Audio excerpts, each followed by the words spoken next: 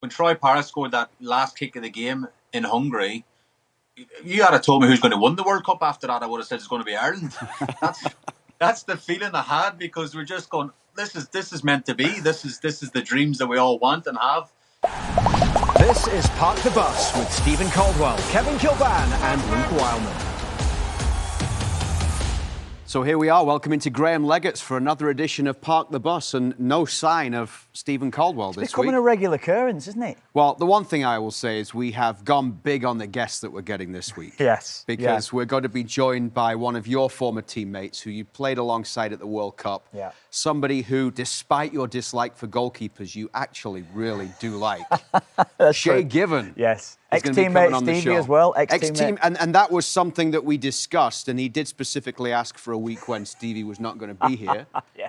To be able to come on the pod.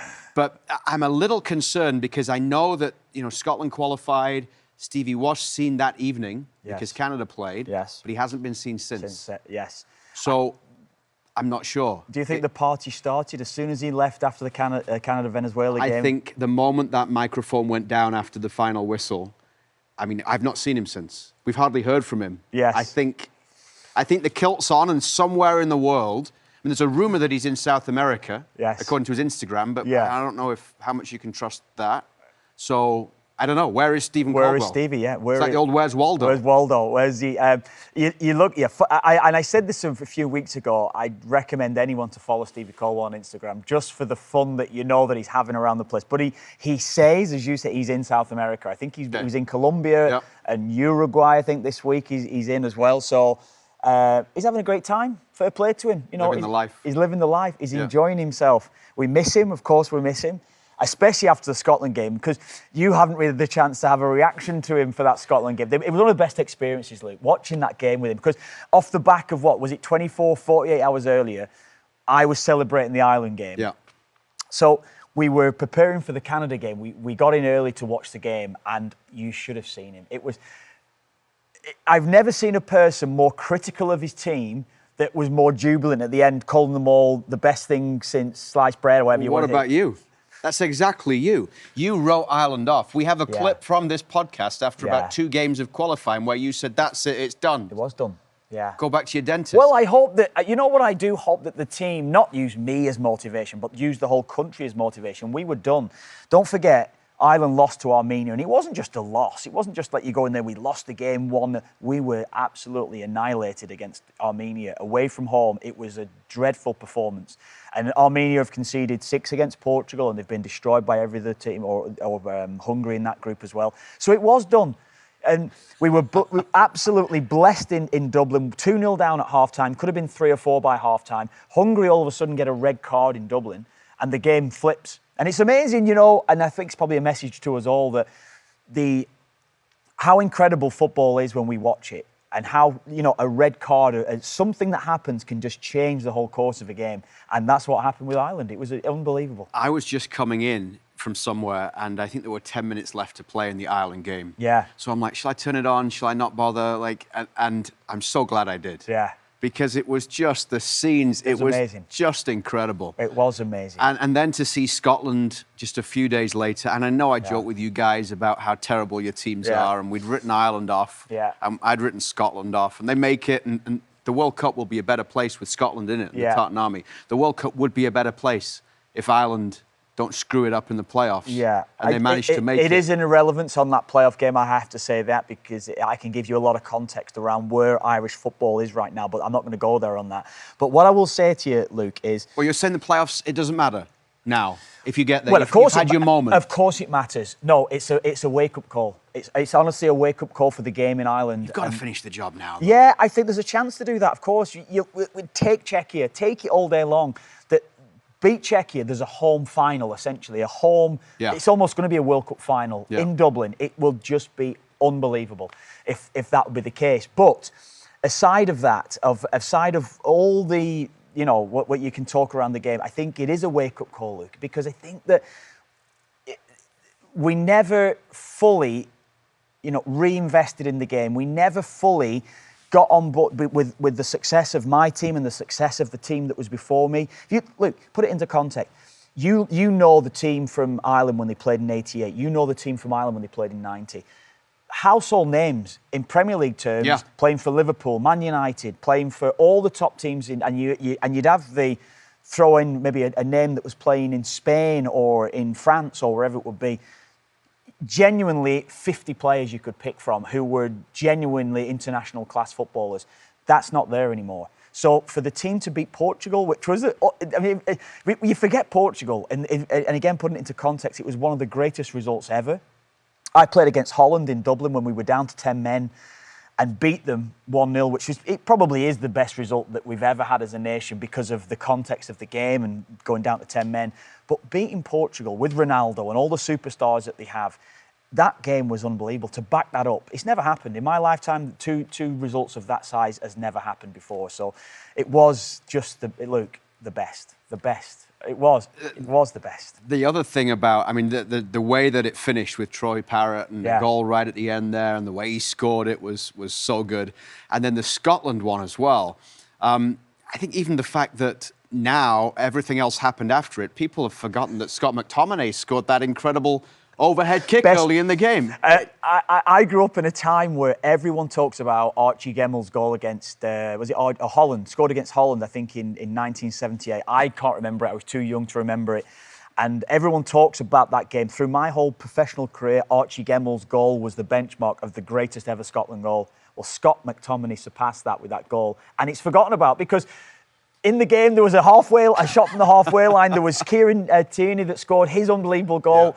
Just the game, that window, the last window, certainly from Ireland and Scotland's point of view, had everything. But there was so much happening. If you even look at Austria's game, look at the European window. And look, even in the CONCACAF window, by the way, there were some incredible stories there with the games that were played. Curaçao getting there, the late drama in the game against Jamaica there, where the penalty was given and then it was taken away again. I know. I think a lot of people criticise international football, and to be fair, there are some valid reasons these days. I agree. Some of it has been watered down. The friendlies, whether you like the Nations League or not, too many breaks to the club game, which they're trying to fix with the restructuring of the windows.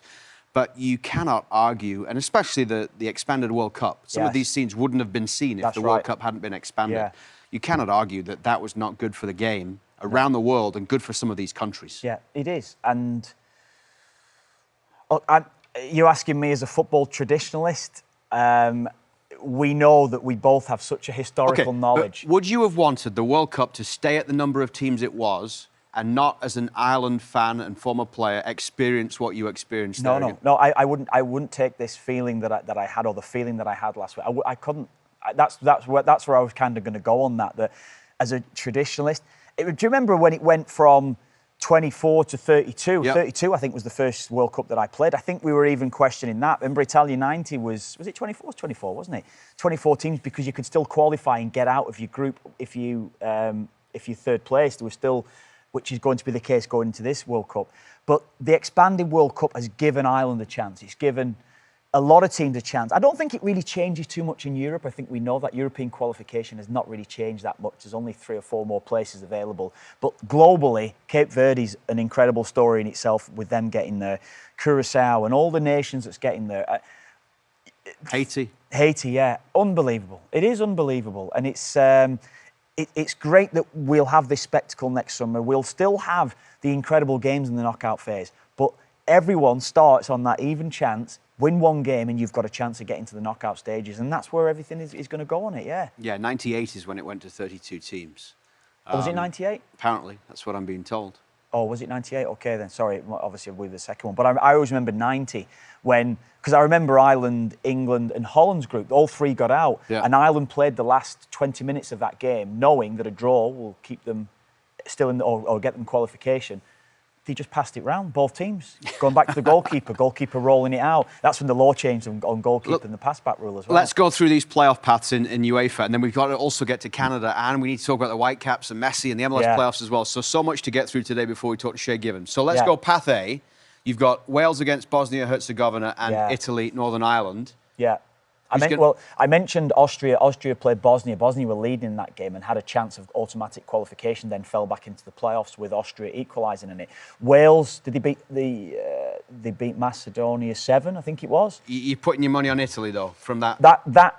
I think Italy would be far too strong for Northern Ireland. Going to Wales or Bosnia would be a tough one. But Italy have to qualify. We can't have another World Cup without Italy there. They have to qualify. And it looks like these are going to be in the pot 4, I think. Sorry, pot 4 teams at the World Cup, aren't they? We have no idea yet. Yeah, because that's where it was in Qatar. Nothing has been confirmed. Last time, the playoff winners went into pot 4. Yeah. This time, there is some speculation that it might be that the spot goes to whatever is the highest ranked team in each path. Right. So in Italy's path, they would go in pot 2. Right. So that means that whoever gets through from that path, they would go into pot 2. Right. So FIFA hasn't confirmed yet. That's the Why? job. Well, they're going because they're waiting on Italy. They need the big nations. I always doesn't mean they're necessarily waiting on Italy. It's that they, either way. Yeah, they are. They're waiting on Italy. Either way, I guarantee Italy is in pot 2, where they should be, or Italy could be in pot 4, which is where they shouldn't be, and then it's thrown off. Or you get a Wales in pot 2, which they shouldn't be, right? Instead of being in lower down. So either way, there's no perfect science to this because you don't know which teams are getting through. Well, don't forget Italy lost the playoff for the last World Cup, which was, of course, the famous North Macedonia game. So it became irrelevant then. I think they were waiting to see how the playoffs finished, and then they were going to announce, which is probably what they're thinking of doing here. But I think they have to make this announcement. Well, they obviously have to make the announcement because the draw's next week. Yeah. But they so want... Ireland could be in that scenario. Ireland are in pot 2. Because Denmark are the highest ranked team. Yeah, well, it's ridiculous. You wouldn't take Ireland in pot 2? Well, of course I'd take Ireland in pot 2. If you're asking me now, of course you want that scenario. So there you go. It's not ridiculous. You want this. But it is ridiculous because you've got to. It's very easy to make the decision on where the teams are going to be placed in the pots. It was that way in Qatar, as you said, that all pot 4 teams were playoff winners. So you just go with that then now, or make the announcements. If it's not going to be the case, make the announcement before the start of qualification. It's easy to do. Plenty of time to go. Yeah. All right. Plenty of time to go. If we're still talking about this on the morning of the 5th, and we still don't know, then it's too late. I'm just looking down here, and where I see Sweden. So you've got Italy going through from pot A. Italy, Italy, absolutely. Path B, Ukraine, Sweden, and Poland against Albania. No, that's not Sweden. That's Sweden here. That is Slovakia, I think. Yeah. Is it? So we're going Path B. Oh, sorry. Ukraine, Sweden. Naturally, you think Sweden or Poland. I think because Sweden haven't won a game, they shouldn't be there. Realistically, I don't believe that. It should always come down to your qualification form. Sweden are in there off the back of Nations League. Yeah. So that's something I have a problem with, but I think Poland. Okay. I think Poland, yeah. Italy and Poland. Path C is Slovakia, Kosovo, and Turkey, Romania. It's got to be Turkey. Turkey, yeah. Romania have actually, we saw Canada destroy them, and it was, but Romania have been so good since then. So Romania will be strong, but yeah, I think Turkey. They got some good individual talent as well. And then Path D, we come to this one. Yeah. There's no point even asking. No, don't even ask me because, you'd have asked me a while ago and I would have gone against us. Should I go against us as a bit of a reverse psychology type thing? I don't know. Yeah, good Denmark. Yeah, we're not going to qualify. Denmark will beat Czechia in the final.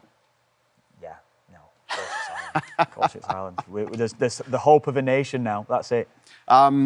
We've talked about the European side there, and obviously Canada coming out of the window as well. Yeah. And you did Race for the Roster this week with Caldwell. Yes. That was recorded before he actually disappeared. Yeah. But he's made, and I wonder if that's also played into the fact that he's disappeared, because he's made some pretty big calls on Race for the Roster. Yeah. And we've gone how many weeks with him never wanting to make any kind of call? Yeah, I know. I'm settled, Stevie, don't do anything. Yeah. I just think he feels the pressure. We talk about it to him a lot, and he hates the little bit. No, I think he loves the attention. He loves the attention. He loves the attention, but then he's trying to make out that he doesn't like this responsibility every week, when we know that he does. Yes. So he's taken Kyle Larin out of the 11. That was a big one. And not only has he taken Larin out of the 11, he's bumped him down to being on the bubble, which is one of the last 5 players that is in the squad. He's moved Taniolo O'Shea into the 11 and moved Promise David to second on that depth chart. Yes, that was such a surprise. I agree. You agree with the decision of taking Kyle Larin out because you and I did it a few weeks ago, and I'd put Tanny in ahead of which I think Tanny. I think he's going to start because of what he means to the side when they don't have the ball and how he initiates the press, and everything seems to come from Alueshi when the way that they go about things. Always Shay. Always Shay. You got 6 months. Yeah, always Shay. Do I not say it like that? No, it's just my accent. But Larin out onto the bubble. That was the thing that he dropped him down so far. But I understand where he's going on it. Promise David came on in the Venezuela game, Luke, and he was it one chance? Scored again for his club this weekend as well. Scored again for his club. He's such a threat. If Promise David doesn't start a game, I think he has to be that first sub that you're bringing on at 60, 70 minutes. Someone that's going to be a game changer when you need a goal. So I understand that. I understand it. I totally get it. And Larin, when we've seen him play in a Canadian jersey, has been very poor for a long time now. He's not finding any form whatsoever. Obviously, his lack of game time at club level, and he's just finding his feet, getting fit again in Holland now. I probably get that more than ever. That's probably the one decision I think he's made or the big call he's made that I've kind of agreed with a lot, yeah. It's good that he went with a big call. I think it's 2 starts in 11 for Larin. Yeah. It's just unusual for Stevie to actually be so bold with his decision-making. I know. That's the thing. It took him how long to lock Buchanan in, which was an obvious choice. Yes. And even when you took Larin out in October, after that October international window, he put him back in. Yes. I mean, that was a chance to say, you know what, Kev? Yeah. You were right. He was just being stubborn. I've had a thought about it.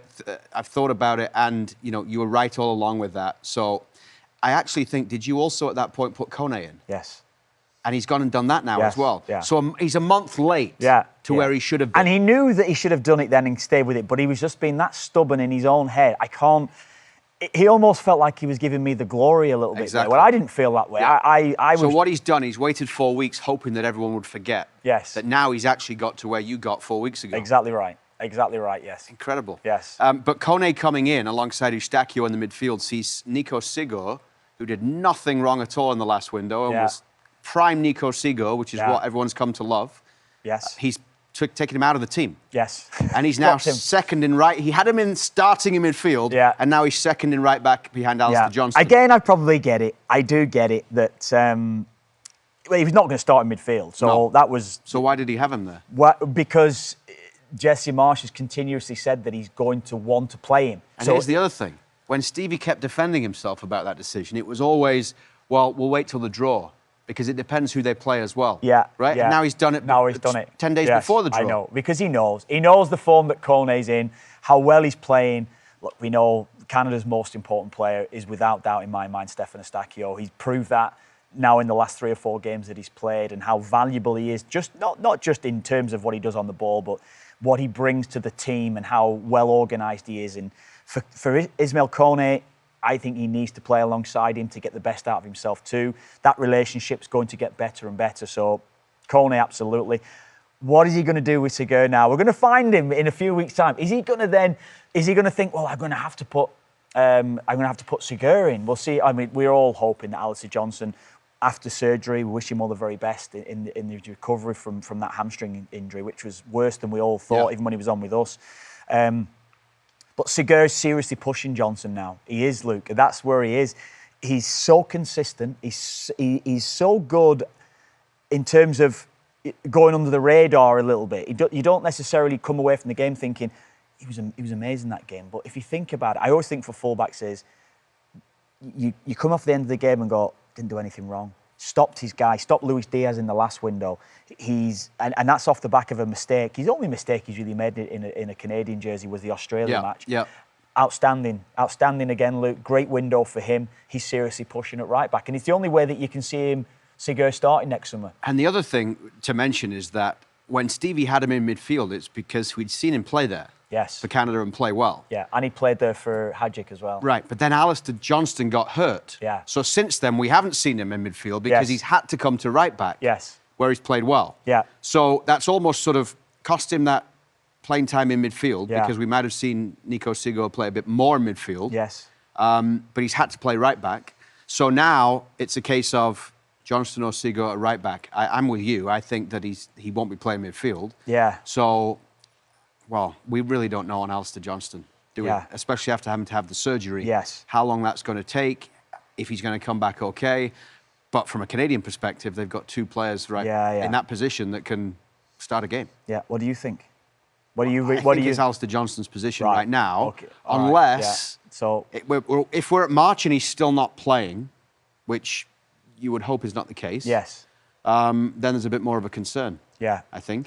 What I think on it, Alistair Johnston to me and what he means to the group of players there and what he means to Canada, what it means to him when He's played in a World Cup as well. Yes, exactly. His experience. He spoke to us when he was on the show with us a little while back about what it means to him to play in that opener in Toronto, his home city.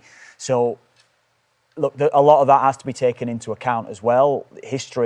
Historical performances in the jersey, I believe, should put you in a better position than maybe playing even at in club goal. Oh, I don't know, talk about that. I don't know about that. Yeah, yes, I do think that. Yes, I will go with that. Yes, in the run, but I think that Segur is performing so well. We may have expected him to move in the last window and he didn't move, but I think he potentially could move in January as well, which could, if he went to a big club or moved to a bigger league, we might look at this in a different light.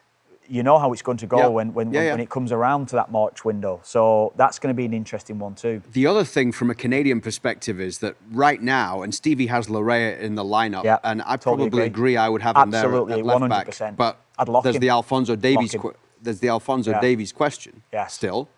So we're in a position where, if you talk to Jesse Marsh about his starting back line, you would assume it was Alistair Johnston on the right and Alphonso Davies on the left. Yeah. We're in a position where both of their understudies, if you like, have come in and grabbed the spot. Yes.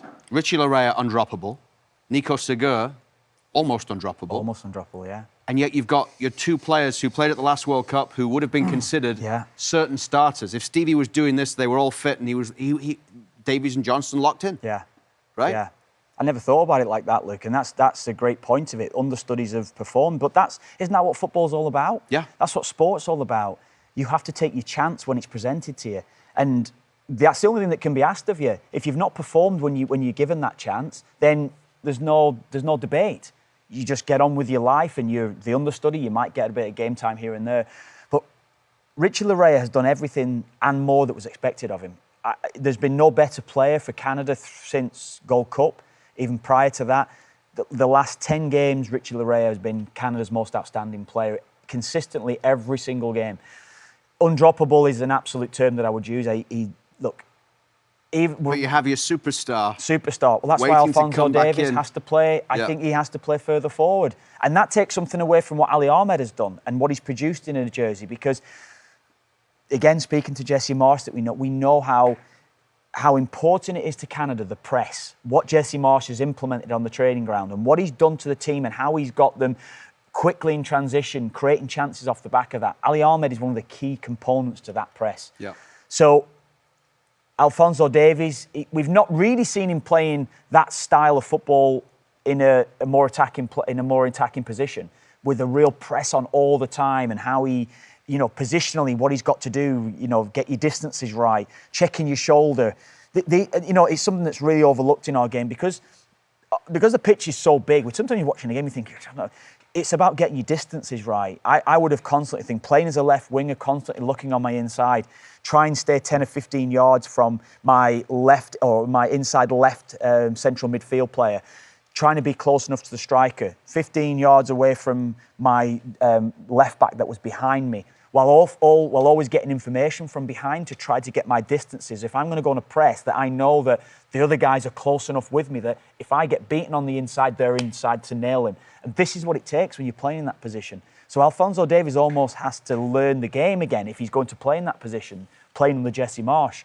It's a big call. But I think he has to play. That's the only position I can see him playing, Luke, to be honest with you. It's the only position I can see him getting in the World Cup. But there's no way, if Alphonso Davies is fit, you say it's the only position that you can see him getting in the World Cup. He's not been... There isn't any scenario, is there, where they start with Alphonso Davies is fit and that opening game at BMO Field, he's on the bench? Oh, well, there is a scenario if he doesn't fit into what Jesse Marsh wants. No, come on. Well, I know, I'm with you. Look, you're asking me. You asked me the question. I'm asking you. Is there any scenario where Alphonso Davies is on the bench for the opening game? No, you'd say no. So you have to find a way to put him in. The only thing I'd say is, imagine if he is on the bench. the profile that he carries, I can't imagine him being a good sub. I can't imagine him being a good squad player. You know, for that reason, because of the profile that he carries, he expects to come in and start. Yeah. He expects it, and maybe every Canada supporter expects it as well. So I don't think he'd be a great sub. I don't think that'd be a great scenario for Jesse Marsch to drop him and have him on the bench, to be honest with you. So then he has to play either instead of Ahmed or instead of Larea. Instead of Larea, yeah. But again, you might take some... Look, right, we've had this debate so often, haven't we, Luke, around the goalkeeper. Is it going to be Crepeau? Is it going to... Both goalkeepers have had so little to do. Yeah. We can't judge them. We can't judge them. Maxime Crepeau on that no, as well. Again. We can't judge really Dane St. Clair from the Ecuador game. Or prior to that, the Colombia... Look, every Windows... That's down to the press. That's down to the back four organisation. It's down to... As Dane St. Clair would tell you, that's down to him organising the back Yes, four. That's true. And I know, but there is an element of that as well. And I've got to give it, absolute credit for that. And that's absolutely true. But it's down to maybe someone like Richard Larea that's able to organise. Again, when the ball's on the other side of the field of play, when it's going down Canada's right, Richard Larea getting in position, talking, organising, defensive structure of the side, getting midfield players to drop into certain positions to stop you being easily got at. That's what happens in the game. Richard Larea does that. And that's why the goalkeepers have had very little to do, because of the structure of the side in front of him. And that's what Jesse Marsch wants.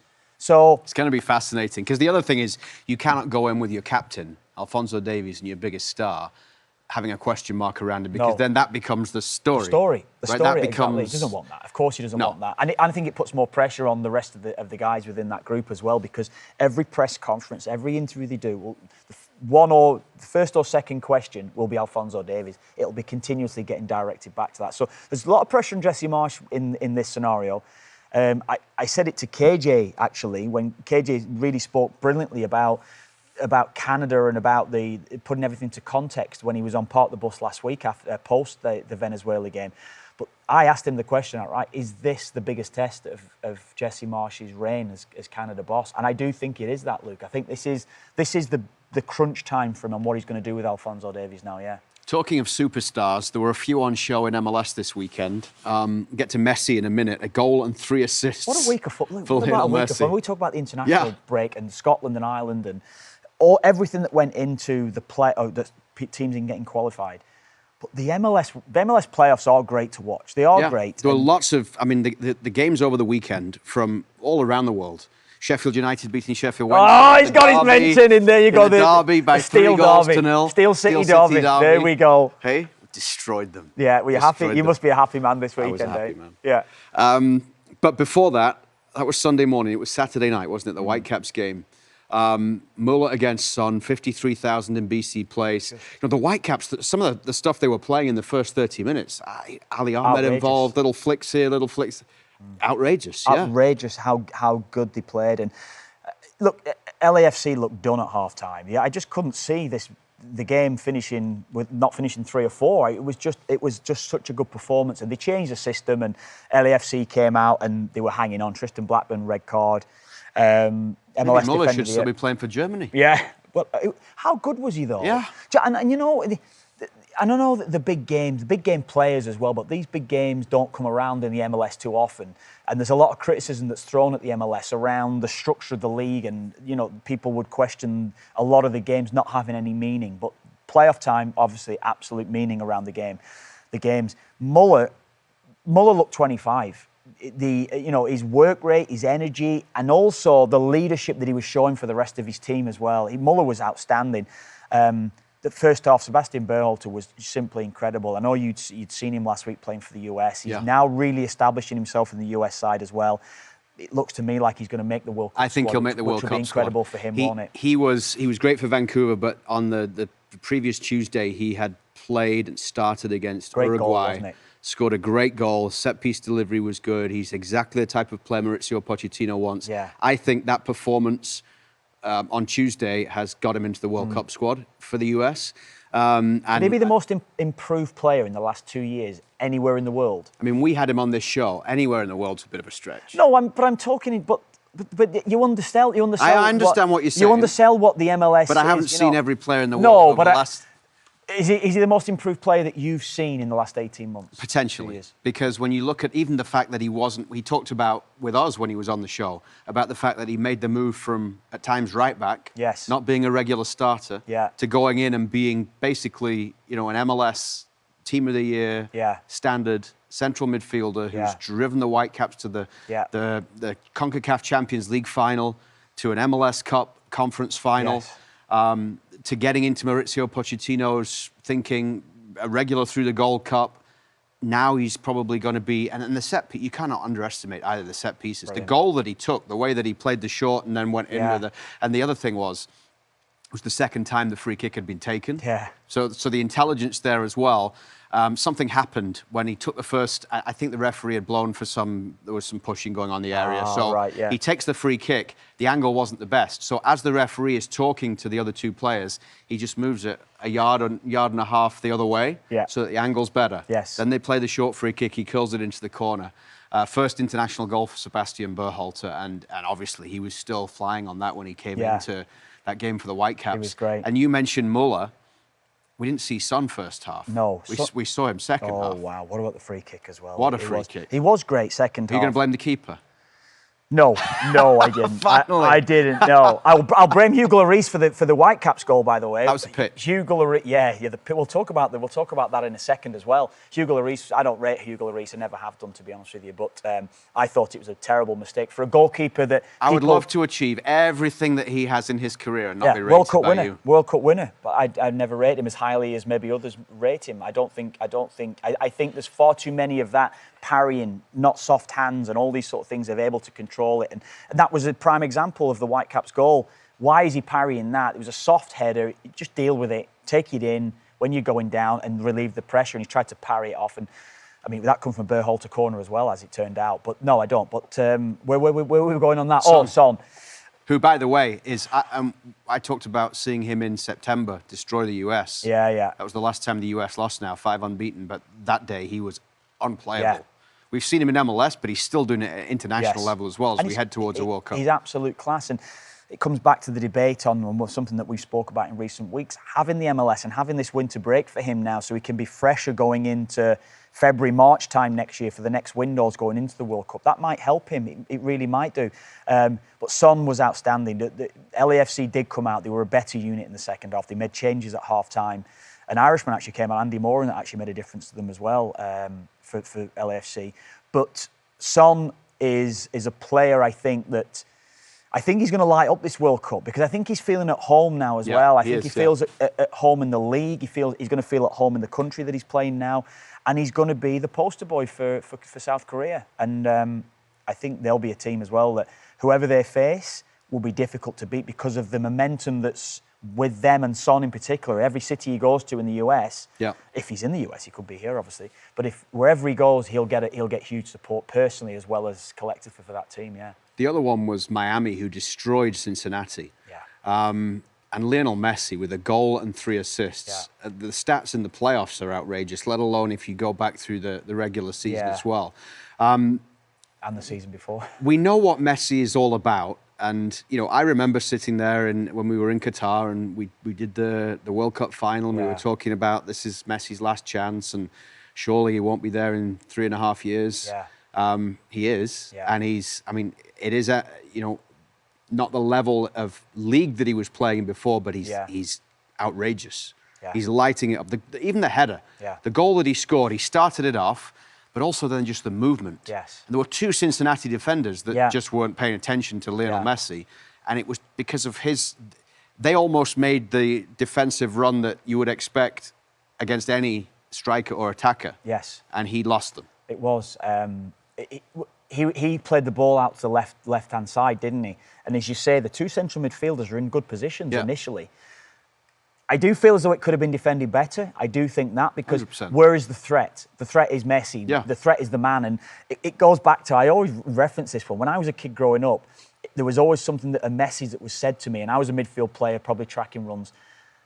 It's the player that scores the goals, not the space. So don't mark space. Go and lock onto somebody. Go and feel them. Go and go up against them.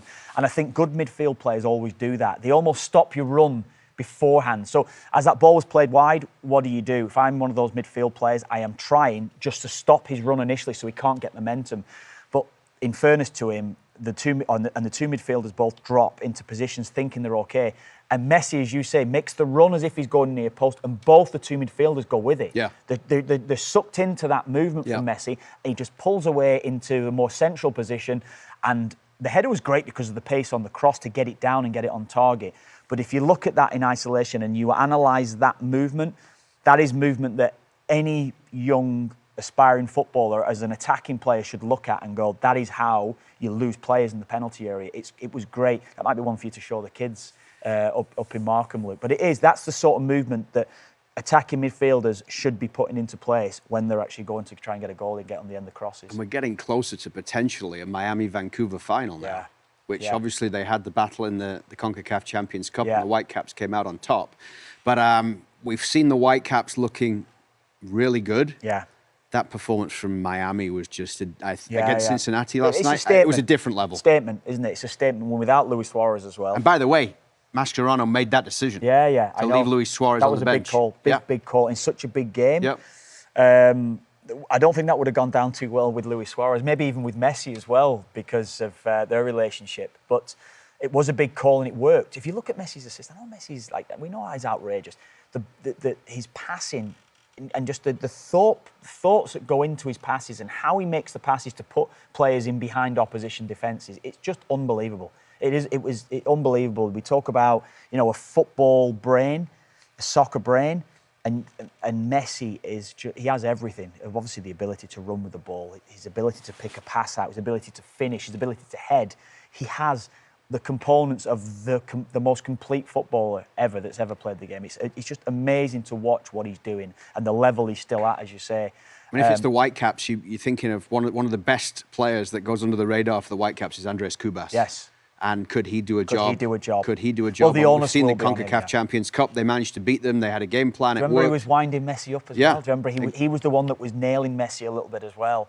So you're right in saying that, yeah. That's if he can travel, because Andrés Cubas in the international break did not go to play the games with Paraguay. Oh yes. And we were told at the time, ahead of the first game, the Paraguay-US game in Philadelphia, that it was a paperwork issue. Right. Turns out that the paperwork issue was that the paperwork you need, your passport, had been put through the wash when it was left in a pocket that Andrés Cubas had. These things happen, Luke. So he washed his passport, ruined it, and was stuck in Vancouver waiting for a new one to come. That'll be sorted. He'll have that in 24 hours. No problems at all. Well, he didn't get it in time for the second game either. Well, he better hope it's a home game for the final then, hadn't he? He hopes that the Whitecaps make it to the final and it's in Vancouver. But I did think of you when we heard about the passport issues with Andrés Cubas there, because, Yeah, I know. Yeah, as I said, it happened. You're in elite company. Who was it? Lamine Yamal, Kevin Kilbane, Andrés Cubas. And there are many others before me as well, Luke. Many others before, and it will happen again. So there's no doubt about that. Just wanted to ask you quickly, we mentioned it there, Hugo Lloris spoke about the pitch after the game. Spoke about the turf there in Vancouver, about the surface being very poor. He spoke about maybe substandard in general. Lower league teams in France play on it that was even better standard of turf. But the turf itself, it's a difficult question for the MLS to answer. Anyone coming in like us that watch it, and you don't want to. Well, it meets the standards. Yes. They have a standard that it meets. Yes. Right. So at that point, I mean, a lot of people were saying, that. Do you think it diminishes the game in any way by playing on turf? My question would not be does it diminish the game. It's whether or not the Whitecaps benefit because of the turf. Yeah. They're used to it. But the Whitecaps also have been so good away from home this year. Yeah, that's true. They've been so good away from home. I think it is the best year ever away from home this year. I think it would enhance that side by playing on grass because of the calibre of players that they've got. And that's obviously something that Don Garber has talked about that they're looking at with regards to a stadium and a proper soccer-specific stadium and a grass pitch. The one thing I would say is, the benefit BC Place gives you, not that it wouldn't be incredible for the Whitecaps to have their own soccer-specific stadium, is the opportunity to make that a 53,000 sellout and show the world what soccer in Vancouver is all about. Yeah, exactly. I don't know, it's such a debate. I know even going back to when I was playing that we would have indoor arenas at our training ground, which would be AstroTurf, and a lot of players couldn't go in and train that particular day because of that. They might have knee issues, they might have ankle issues, or whatever it would be. So this is where it comes back to a lot of players. If you're going to sign for the MLS, say you're coming over from Europe or wherever. You think they should have a no turf policy in MLS? Yeah, I do think that. Yeah, I think.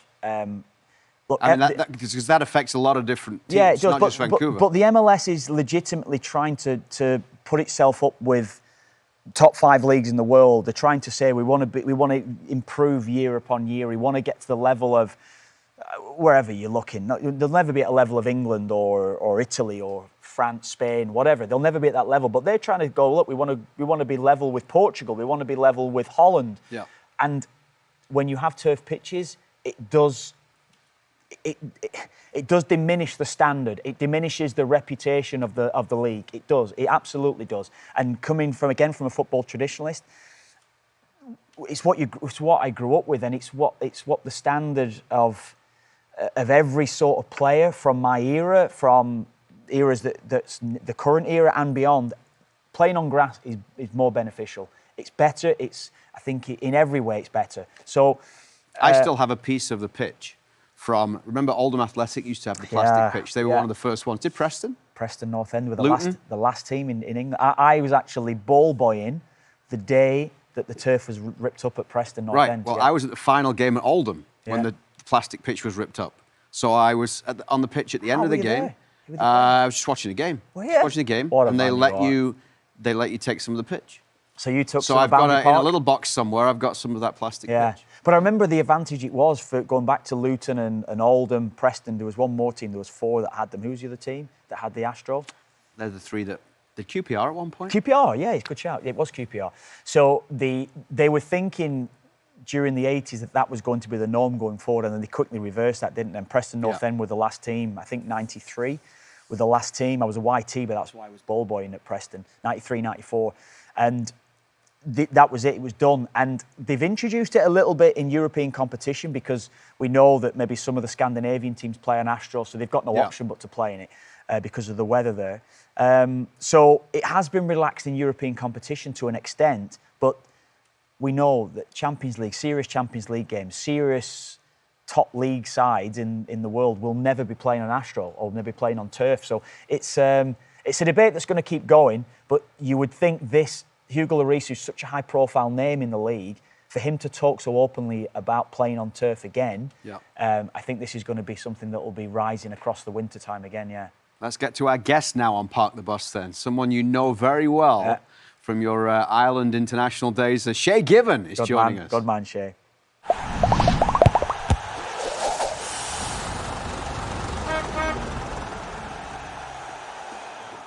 Well, what a guest we have today, Kev. He played 19 seasons in the Premier League, 467 career club starts, started in the 2002 World Cup, has the second most caps in Ireland history. And rumour has it, he's one of only 2 goalkeepers that you won't criticise in the world. Yeah, that's a good resume, that, isn't it? It's not too bad at all. No, that's not true. You know that there's a lot of goalkeepers I don't criticise. There's just a lot I do. Yeah, there's a lot more maybe I do criticise. All right, well, let's bring in one of the ones you like.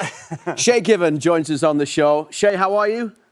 I'm good, guys. Yourselves? Yeah, I was going to ask you if you could hazard a guess at the only other goalkeeper that Kevin Kilbane actually likes. Maybe Tim Howard, maybe? Ooh. No, Tim was good. Tim was good. It was another Everton goalkeeper just before Tim Howard. Oh, Neville Southall. Oh, after. In between. I never played with Neville. Nigel Martin. Yeah. Good goalie, Shay. Yeah, but Neville Southall, you can't dislike Neville Southall, one of the greats of all time. I never played with Neville. He's talking about goalkeepers that I played with. Yeah, but you criticised them whether you played with them or not. No, Neville's probably one of the all-time greats. I thought Kev was 10 years older than me. That was all. I thought he would have played with Neville. So off the top, before we get into the Ireland stuff, 2 things. One is it true that you only came on because Stephen Caldwell isn't on the show this week? Well, a bit of that, yeah. Ex-teammate from Newcastle days. Yeah, I played with Stephen. I was surprised he's not here. I was hoping to catch up with him, but I know him and Kevin are doing big things over there, so it's a shame he's not here today. No. He's in Colombia, Shay. He's in Colombia, Argentina, Brazil, Uruguay. Yeah. He's everywhere this next couple of weeks. Is he working or is he on a jolly? Well, yeah, he says he's working. That's the same thing with Stevie. I tell you what, when we were in Atlanta for Copa America was it last year? It was last year, still, wasn't it? Yeah, 18 months. These two, we were on a 6 a.m. flight the night after a game, and neither of them made it. Okay.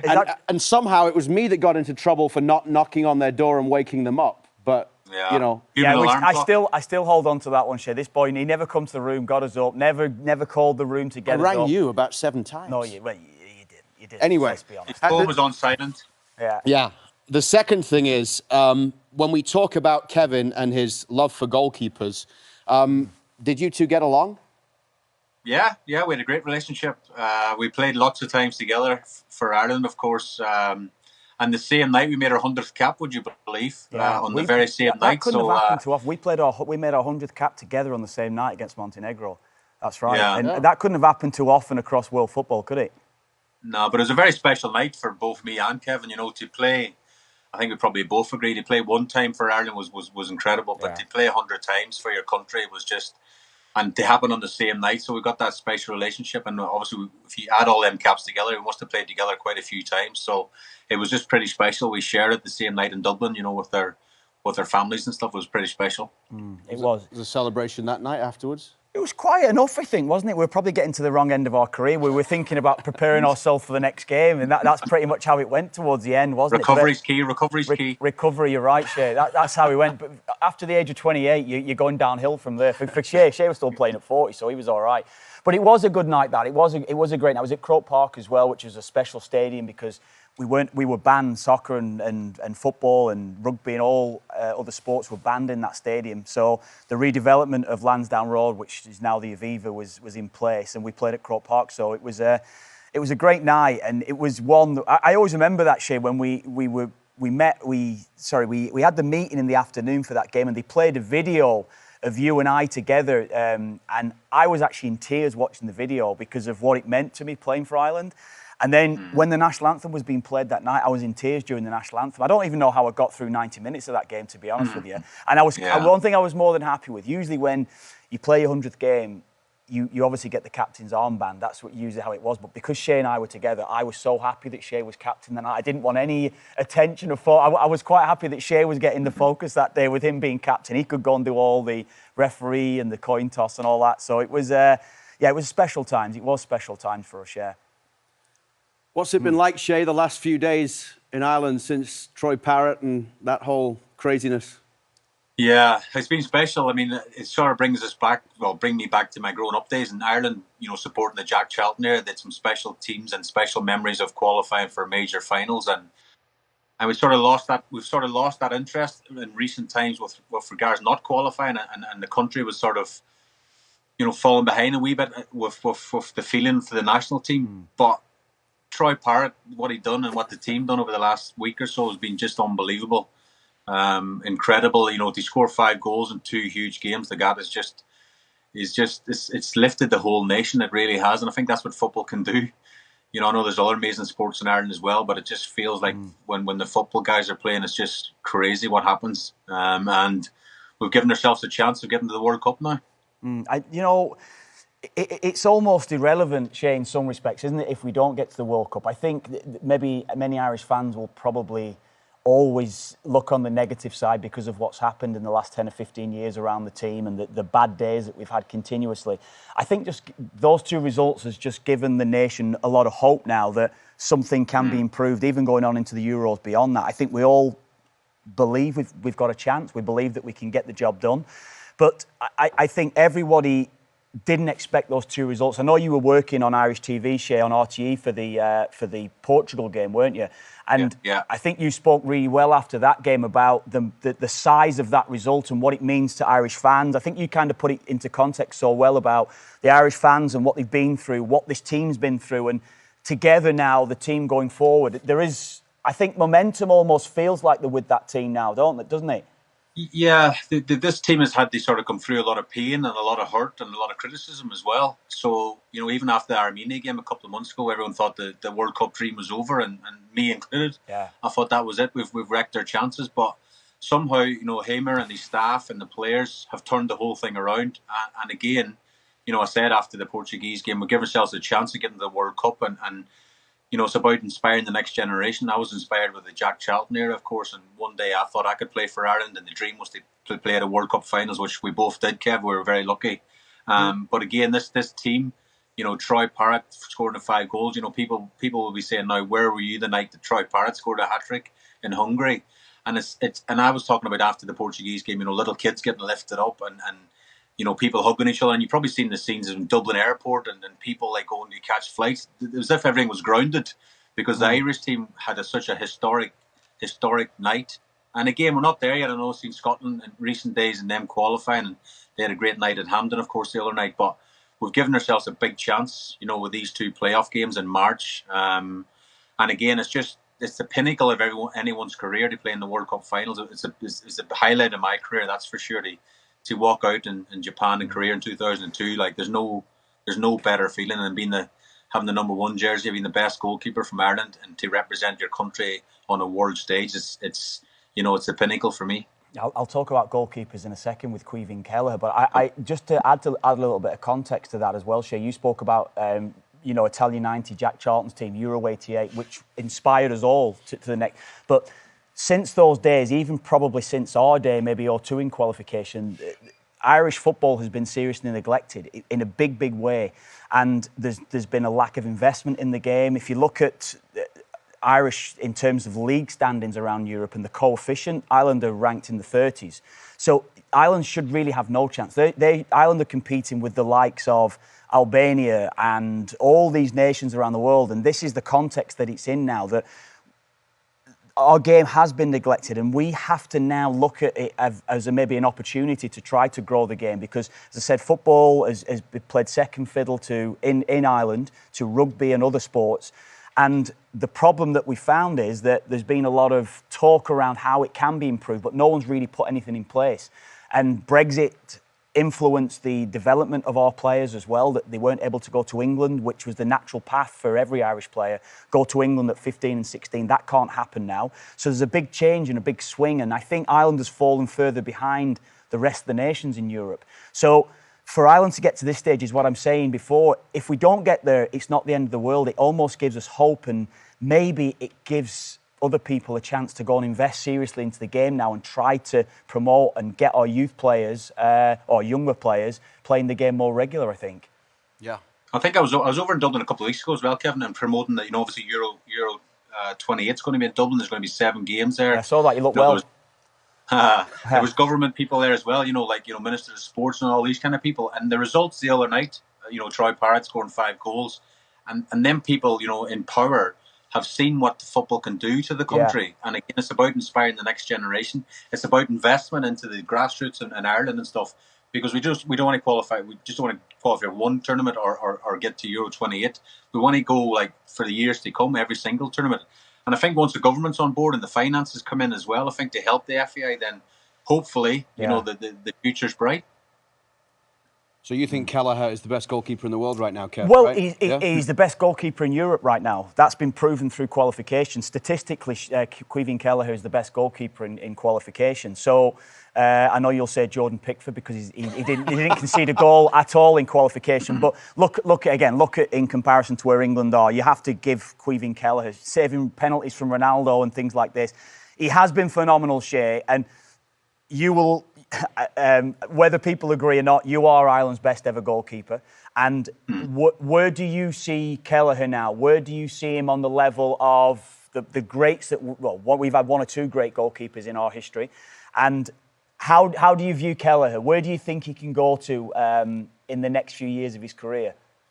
Yeah, I don't think there's any ceiling, if I'm being honest. I was a little bit surprised, and I said this to Caoimhín when I seen him in the summer. I said to him, I was surprised he went for Brentford. That's no disrespect to any Brentford fans who might be watching, because he just won the league with Liverpool and he played an important role. It wasn't just 1 or 2 games. I think he played 20-something games last year because Alisson was out for a long spell. He's a Premier League winner. He's country's number 1. And I'm surprised there was no bigger clubs at the top of the Premier League looking to sign Kelleher. And we know Brentford obviously are a club that if you do well, they might make a profit on you and sell you on. So maybe Queevens looked at that and thought, well, if I go there and play well for a season or two, then I've got an opportunity to go again, which I'll be very surprised if he doesn't, because the form he's shown for club and country is phenomenal. He's just very calm. What I like about him, he's very calm. He just does what it says on the tin, basically makes saves. He reads the game well, he comes across us. Everything you want your goalkeeper to do, he does. And that's a skill in itself. Not one week he's a 9 out of 10, the next week he's a 3. He's just very consistent in what he does. And as I say, you say that Dow is the best keeper or Paki Bonner is the best keeper, but I think Kelleher will be, if he keeps going to the level he's going, I think we'll probably be looking at the best goalkeeper Ireland's ever produced, because he's at that level. He's a phenomenal goalkeeper. And I said a couple of weeks ago, I think someone asked me about the Euros and who's the top 3 keepers, and I mentioned Kelleher and is in one of the top 3.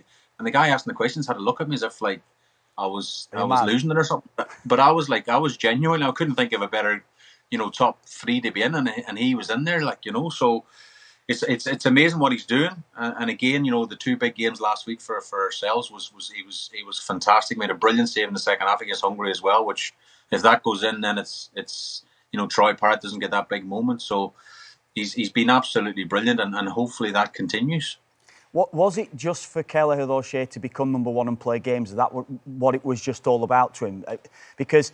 Yeah. I'll ask you, or Luke and I have been speaking before we come on about there's a situation here in Canada right now where there's kind of a goalkeeper 1A and 1B, I think it's been described of in the past. There's no number 1. And Kelleher had to get away and play games, didn't he? That was the most important thing. But if I look at, as you said before, Chelsea, Man United, I know it'd be difficult to go from Liverpool to Man United, Newcastle, there's so many different teams, I feel as though that he would go in as number 1 in those sides and play every week. So the question I'm saying here is it important for a goalkeeper to feel that they are number 1? Well, it is, but there's the psychology behind that as well, Kevin, because he's not been a number 1 before. So again, maybe Brentford's the perfect club to prove to people he can be a number 1 for the whole season. Because it is maybe not easier to come in and out for a couple of games at Liverpool, perhaps, but to come in and be a regular number 1, everyone's looking at you and training every day, or a match day, you're the number 1 for this club now in a Premier League club. You have to prove that every single week. Someone's obviously trying to get your place, but at the same time, people say, anyone could come in for a couple of games and look good. But he's got to do that over the course of the season for club and country. And I think he's proven that. We're into November now, and he's, everyone in the Premier League going like, I didn't think he was that good. I didn't know he was this good. And of course, I think us back in Ireland have got high hopes for him. And we actually knew he was this good, and I think he's fulfilling that potential. And the mad thing about it in the current climate is, I think, the fee was like 12.5 million or something. And for me, if someone 26, I think he was, the age, the profile, just won the Premier League, he ticks so many boxes. He's so good with the ball at his feet. That's the modern day goalkeeper as well. He ticks nearly every single box. So I'm surprised there wasn't a scramble for him in the summer. But again, Kelleher will look at this season as a brilliant season to be number 1. Keith Andrews is the manager, who we both know really well as well. And I think maybe it's a perfect fit for him. He's just got to keep going on that sort of level he's at. And again, he doesn't strike me as someone who'll get carried away with himself. He's, you listen to his interviews, you hear him talk. He's calm when he talks as well. I don't know if he ever gets excited. Sometimes I was overexcitable at times, and you would turn around and tell me to shut up because I'd be talking too much. You know what I mean? But at the same time, Kelleher just seems to keep a level playing field, sort of with his head on and off the pitch. However good he gets, don't worry, Shay, you will still be Kev's number 1. There's no way. I'm bribing. You are the standard by which every goalkeeper is judged. Every weekend we get some kind of a goal going in Major League Soccer, and Kev's like, Shay would have saved that. Shay would have saved that. Well, it's not. It's just more. It's more critical. I think the game, and you can answer this one for me, Shay, probably better. You'll probably disagree, I'm sure of that. I think the game has improved immeasurably in every single way, in every aspect, apart from goalkeeping. I think goalkeeping has gone backwards. With the feet, goalkeepers are so much better, but I don't think goalkeepers are as good as they were 20 years ago and before that. I don't think the ability to keep the ball out the net, the ability to command a penalty area, take a cross or whatever, I think it has regressed, and that's how I feel on it. I don't know. It's a difficult question to answer, but at the same time, the goalkeeper's asked to do a lot more now. With the build-up play and possession, and Pep Guardiola probably regarded as one of the best managers of all time. And one of his biggest things was the goalkeeper in possession, keeping the ball and stuff. So if you bring that back to the training ground, Kevin, you know that the goalkeepers at Manchester City will be working a lot, maybe as much with the ball with their feet as they will with the ball with their hands. So in a sense, if you're not working or trying to improve your what you just mentioned, shot stopping, taking crosses and things like that, the sort of natural goalkeeping things that we all sort of equate to being a top goalkeeper, as well as the stuff for your feet, then you're going to improve with the ball with your feet. But maybe you're missing a trick with the most important thing, I think, and people shouldn't forget, is to keep the ball at the net. Doesn't matter how you do it. So you agree then? So you agree with that? Is what I'm saying please. then? Yeah, you can't. Yeah. Well, I wouldn't go as far to say agree with you, Kevin. Let's just calm yourself down a bit.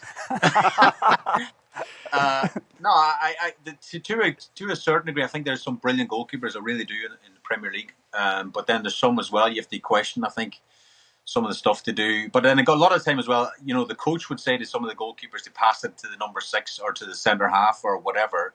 He gives it away, ends up in the back of the net, and people turn around and go, "What's the goalkeeper doing?" See, that winds me up more than anything, because they've been working it all week for the goalkeeper to play it to the centre half or to the defensive midfielder who drops in between the two centre halves. He gives it away. The ball ends up in the back of the net, and everyone goes, the goalkeeper should never give it to them. After them working on it the whole week, the mistake comes from the centre half or the midfielder, not the goalkeeper giving it to them, because that's what they practice. So I do have a bit of a sympathy for the goalkeepers who concede goals in that manner.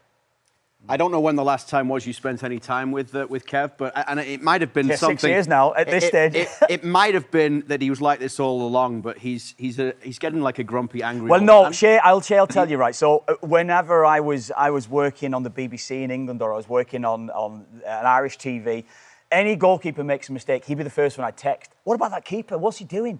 And I probably still do that now to an extent. I'll still message him just to say, what's he doing? So all these comments that you're saying there, or the comments about goalkeepers and what they think of goalkeepers, I'd be one of those people, especially that would be straight to him. So he'd tell me, no, he didn't mean to do that, whatever. He's quite diplomatic in his answer and what he'd be giving back to me, Go on. No, I was just saying in defence of the keepers, and I'm going to sound like I'm getting the excuse book out here, but the ball moves a lot more. There's a lot more people shooting from distance. I think this in recent weeks has come up. I don't know if you see much of it, but the offside thing here in the Premier League in England with regards, people stand in front of the goalkeeper, the ball going into the net. Yeah.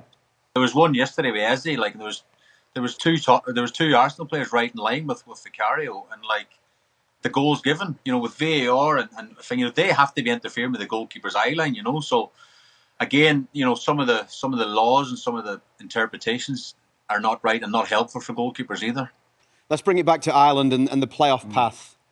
How confident are you, Shay?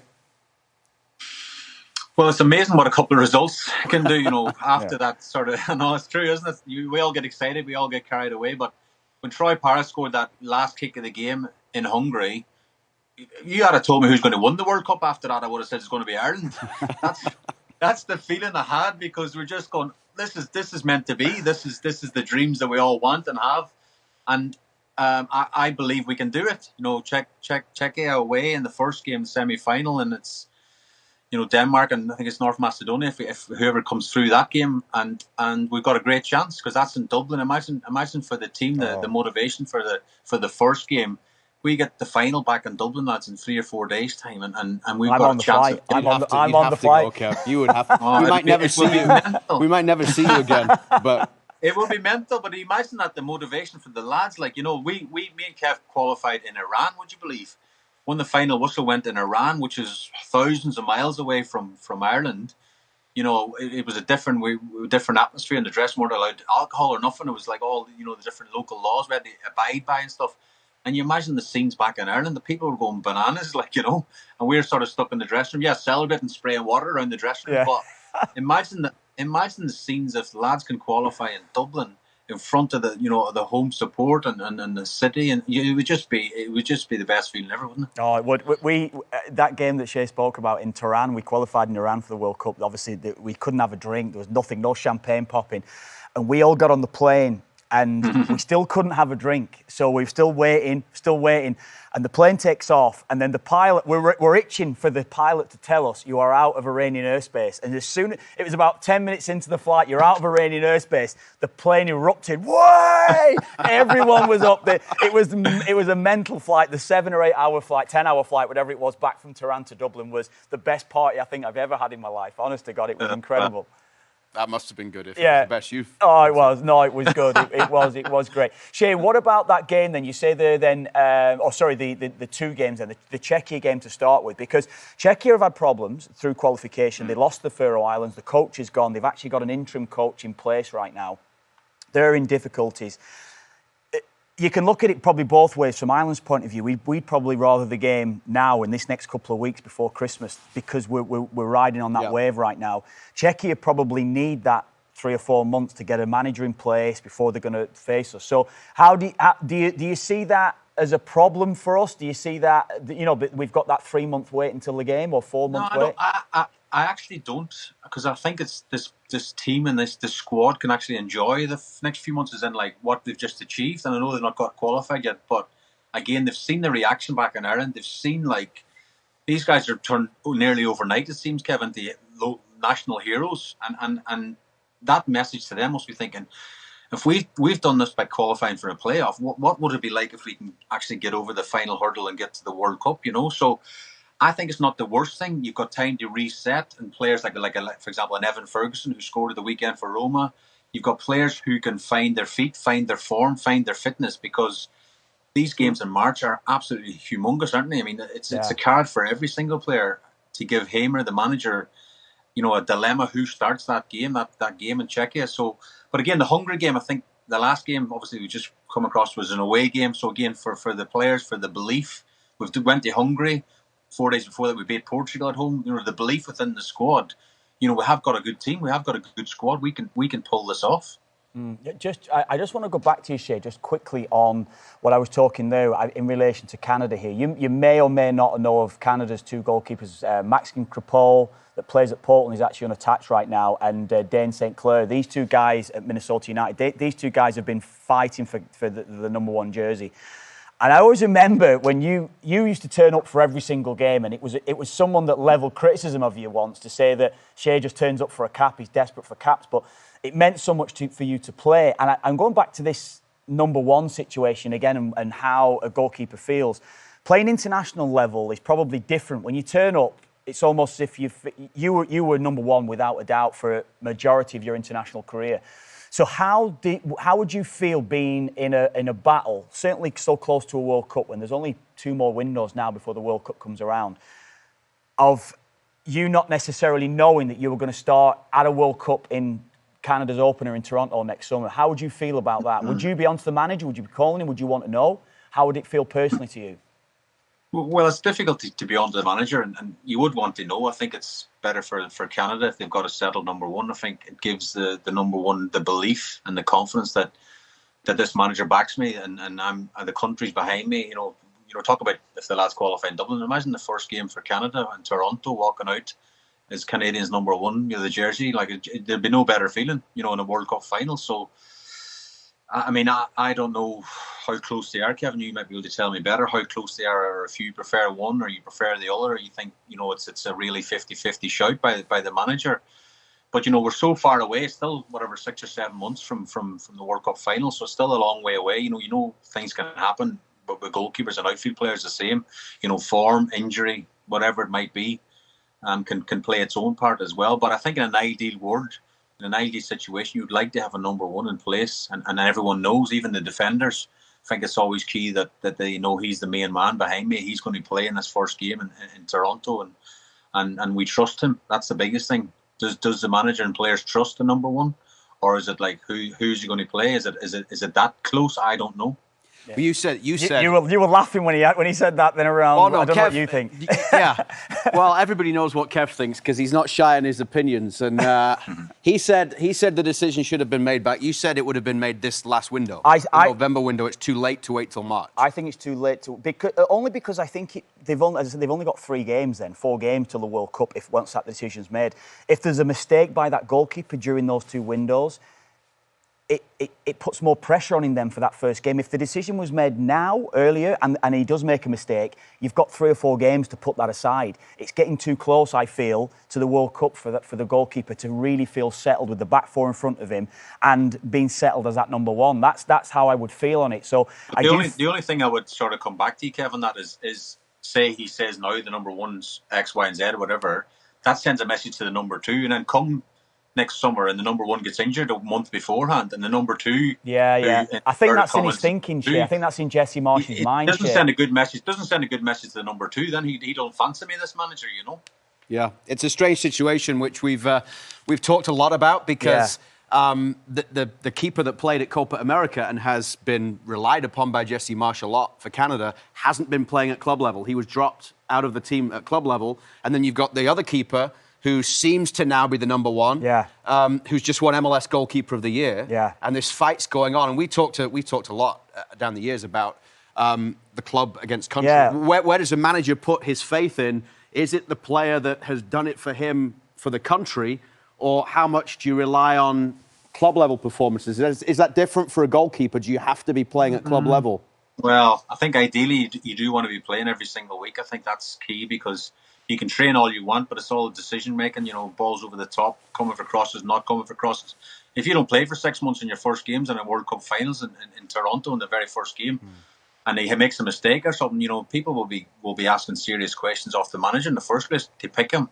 So I think in an ideal world he needs to be playing, and he has got time. I'm sure there's loan windows or something, whatever he can get out and play between now and the World Cup, because it's a chance in a lifetime, and myself and Kev only ever played in one. So this opportunity might never come round again. So if one of the guys isn't playing or whatever, he needs to sort of bang the door down in the next window to get out on loan or to get sold, because these opportunities, it might never come again. So you have to beat that drum yourself from a personal point of view and get playing even from a selfish point of view. It's the World Cup. It's the biggest show in town. Like it's the pinnacle of anyone's career. You have to be playing. Yeah, it's an interesting one, that, isn't it? I think, Shay, before you go, I know that you're going to be on the school run soon. We've been asked to ask you, who is the greatest goalkeeper of your lifetime that you think? I can't talk about of all time because we've got to speak about it in terms of who we've seen and who we've played against. Who is the best goalkeeper in your lifetime that you've seen, that you've played against or seen on? Well, I've seen him and I've played against him, so I was lucky towards the end of his career. But the one for me that stands out is Peter Schmeichel. Like, I just think he even revolutionized that game. Talk about, shot stopping 1v1 situation, the way he blocks himself. We talk about distribution in the modern day goalkeeper in inverted commas. This is 25 years ago. Peter Schmeichel used to get the ball and throw it 70 yards and put Giggs or Beckham through in a 1v1 situation. This guy was ahead of his time. He really was. And you talk about the great Man United teams of yesteryear and Alex Ferguson stuff, and a lot of them titles they won, Kevin, was not a lot of them. Obviously, they had to get people who scored the goals and what have you as well. But some of the saves that Peter Schmeichel used to make had no right to make. And again, they'd go on a 1-1-0 and the goal scorer would get the headlines. But Peter Schmeichel, for me, he had the lot. His size, his presence, his personality on the pitch as well. I was going to say his calmness. Maybe not calmness is the right word to use for Peter Schmeichel, but he just had this presence, didn't he, on the pitch? And for me, I can't think of any goalkeeper, past, present, or even in the future, that would probably put the gloves on to match Peter Schmeichel. There you go. It's not a bad one, is he, Schmeichel? It's not a bad one. Who would you think right now is the favourite for the World Cup, Shay? To win it? Yep. Or should I have a couple of dollars on Ireland to win the World Cup and Troy Parrott for the Golden Boot? I'll take that bet right now. I'll take that one all day long with you. Yeah. If we get there, that'll be... There was a picture last week with the Ballon d'Or and just a picture of a parrot next to the Ballon d'Or. I know. I've seen it all. Great stuff. There's been some amazing stuff on social media. I don't know, the usual suspects, wasn't it? Brazil, Argentina, France. I suppose England would have an outside chance. It's hard to tell because you just know in the big games, semi-finals and finals, anything can happen. A refereeing decision, a mistake. There's a lot of nations that are very close. But again, it's the biggest show in town. It comes around once every 4 years. I can't wait. And I just hope that the boys in green are going to be there. Maybe we'll see you here in Toronto. Can you imagine a Canada-Ireland Open in Toronto? It would be nice to get an invite off. It'd be nice to get an invite off Kevin, to be honest. Well, you're in. You can come. I don't know if chickens. I don't know if you know about it, but Farmer Kev now has his chickens that he looks after. He spends most of his days Yeah, that's true. Come and feed the chicken. I've seen Kev feed the chickens on the dance floor a few times when he's given that on the dance floor. feeding the chickens. Unfortunately, he's actually lost a couple because he lives in the middle of nowhere and they've got the coyotes and everything. They'll come back. So Kev spent a long time building a fence, which didn't actually work. We did. It did. It has worked. Lost one since We've lost one since the chicken fooled you and got out. We lost 3, Shay, and since I've built the fence, we lost 2. Since we've built the fence, we've only lost 1. So I still have 7 chickens still at the house. So if you do need the back room at Kev's place during the World Cup, you will. Oh, he's there. He knows that. He knows that. But he will have to help with the chickens. Good to go. Yes. Good to go. Yeah. Oh yeah. You have plenty of eggs for breakfast anyway in the morning. Listen, maybe we'll get you back on once I qualify when Caldwell's back. Yeah. And you can tell some Caldwell stories as well. So yeah, sure, that'd be good, man. That'd be good. No, Shay, thank you so much. Thanks, lads. See you Thank you. soon. Thanks for your time. Shay Given with us on Park the Bus.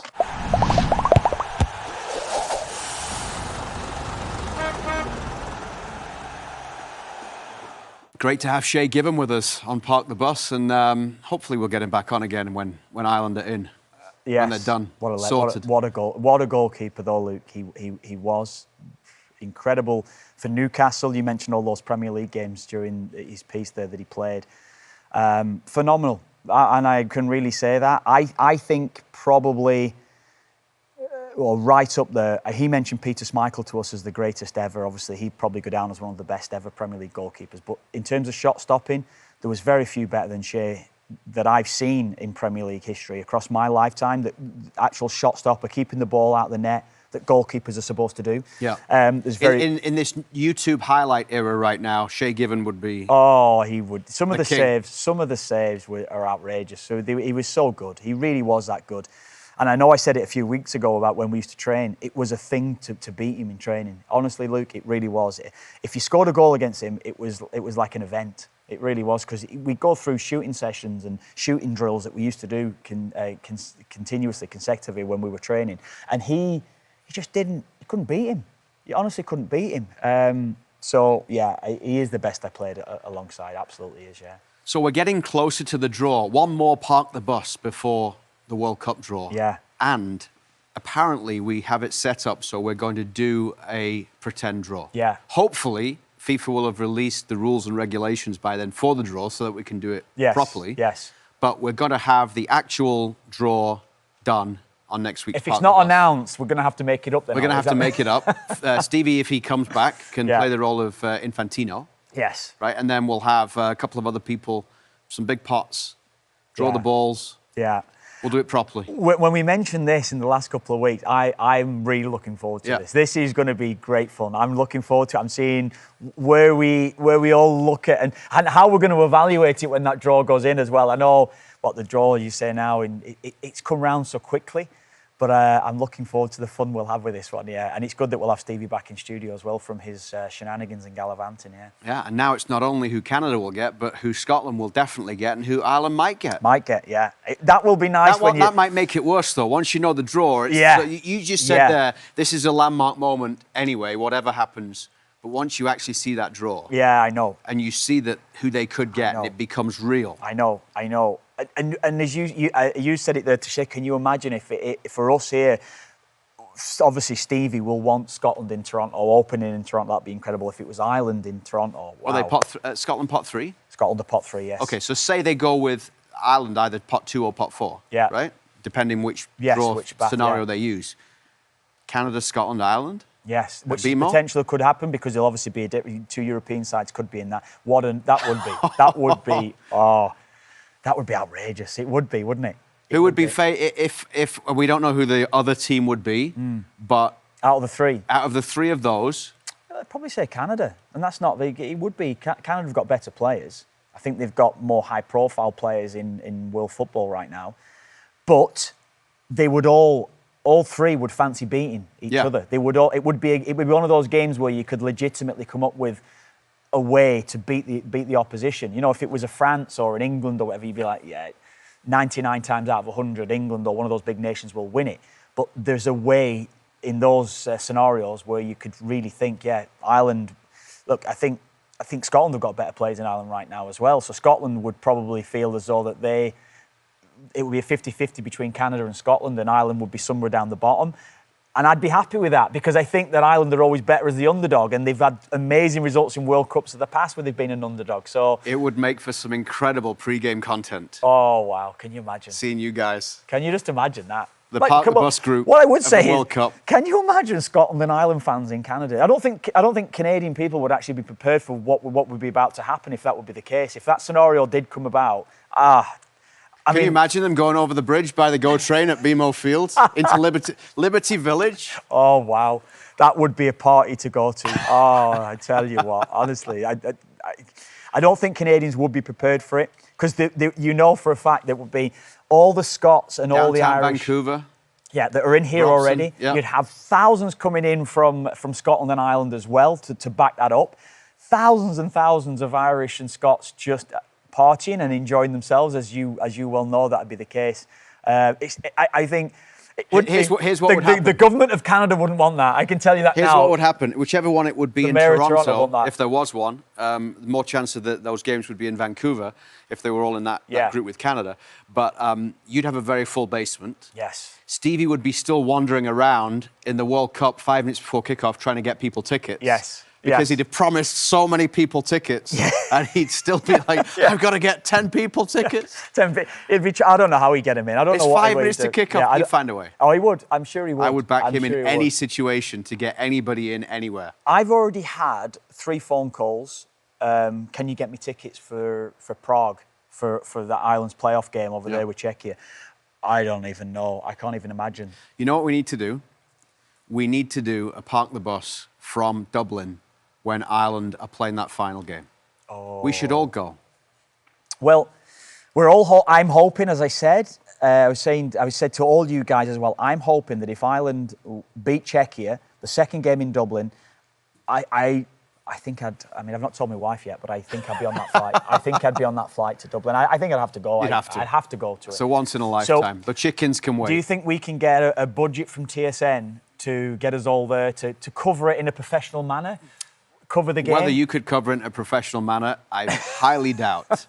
But it would be one for, if anybody wants an experience, that game would be it. That game would be it. Well, they've got to get there first. There'd be 50,000 at the game, over 55,000 at the game, but there'll be another 250,000 on the streets, I can tell you. Far too much Ireland talk on this week's show. I know, I'm sorry about that. But we'll let it go because it was such a momentous occasion. Yes. And looking forward to the pretend draw on next week's Park the Bus. I can't wait. Thanks for watching Park the Bus. You can catch new episodes every Tuesday, available on YouTube or wherever you get your podcasts.